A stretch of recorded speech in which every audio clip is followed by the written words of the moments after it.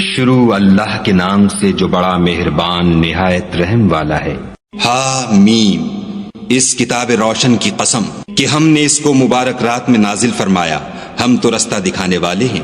اسی رات میں تمام حکمت کے کام فیصل کیے جاتے ہیں، یعنی ہمارے ہاں سے حکم ہو کر بے شک ہم ہی پیغمبر کو بھیجتے ہیں۔ یہ تمہارے پروردگار کی رحمت ہے، وہ تو سننے والا جاننے والا ہے۔ آسمانوں اور زمین اور جو کچھ ان دونوں میں ہے سب کا مالک، بشرطے کہ تم لوگ یقین کرنے والے ہو۔ اس کے سوا کوئی معبود نہیں، وہی جلاتا ہے اور وہی مارتا ہے، وہی تمہارا اور تمہارے پہلے باپ دادا کا پروردگار ہے، لیکن یہ لوگ شک میں کھیل رہے ہیں۔ تو اس دن کا انتظار کرو کہ آسمان سے صریح دھواں نکلے گا جو لوگوں پر چھا جائے گا، یہ درد دینے والا عذاب ہے۔ اے پروردگار، ہم سے اس عذاب کو دور کر، ہم ایمان لاتے ہیں۔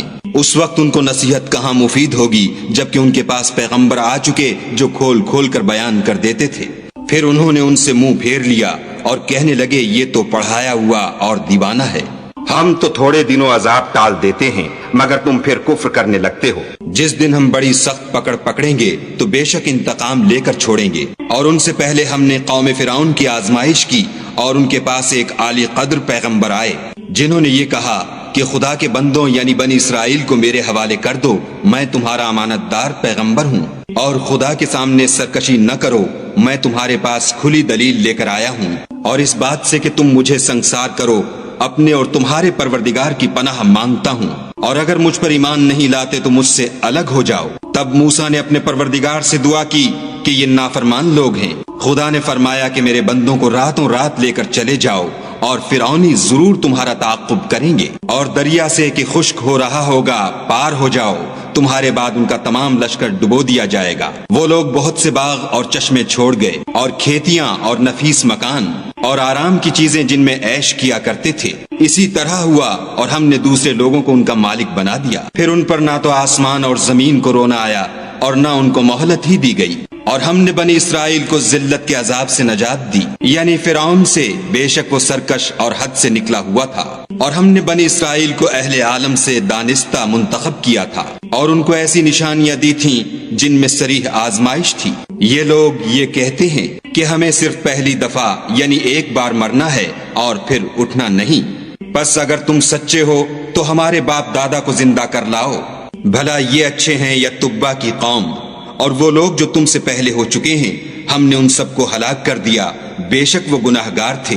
اور ہم نے آسمانوں اور زمین کو اور جو کچھ ان میں ہے ان کو کھیلتے ہوئے نہیں بنایا، ان کو ہم نے تدبیر سے پیدا کیا ہے، لیکن اکثر لوگ نہیں جانتے۔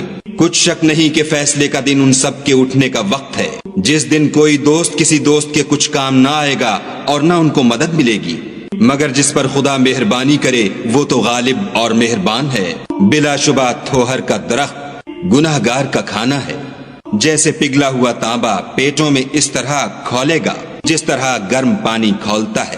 حکم دیا جائے گا کہ اس کو پکڑ لو اور کھینچتے ہوئے دوزخ کے بیچوں بیچ لے جاؤ، پھر اس کے سر پر کھولتا ہوا پانی انڈیل دو کہ عذاب پر عذاب ہو، اب مزہ چکھ، تو بڑی عزت والا اور سردار ہے۔ یہ وہی دوزخ ہے جس میں تم لوگ شک کیا کرتے تھے۔ بے شک پرہیزگار لوگ امن کے مقام میں ہوں گے، یعنی باغوں اور چشموں میں، حریر کا باریک اور دبیز لباس پہن کر ایک دوسرے کے سامنے بیٹھے ہوں گے۔ وہاں اس طرح کا حال ہوگا، اور ہم بڑی بڑی آنکھوں والی سفید رنگ کی عورتوں سے ان کے جوڑے لگائیں گے۔ وہاں خاطر جمع سے ہر قسم کے میوے منگائیں گے اور کھائیں گے، اور پہلی دفعہ کے مرنے کے سوا کہ مر چکے تھے موت کا مزہ نہیں چکھیں گے، اور خدا ان کو دوزخ کے عذاب سے بچا لے گا۔ یہ تمہارے پروردگار کا فضل ہے، یہی تو بڑی کامیابی ہے۔ ہم نے اس قرآن کو تمہاری زبان میں آسان کر دیا ہے تاکہ یہ لوگ نصیحت پکڑیں۔ بس تم بھی انتظار کرو، یہ بھی انتظار کر رہے ہیں۔